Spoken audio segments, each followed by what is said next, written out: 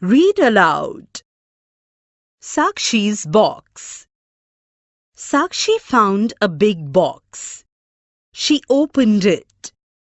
There was a fairy and some paints in the box.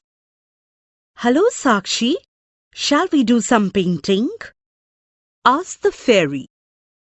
She gave Sakshi a paintbrush.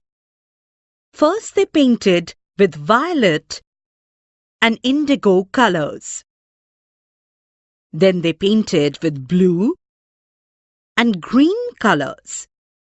And then they painted with yellow, orange, and red colors.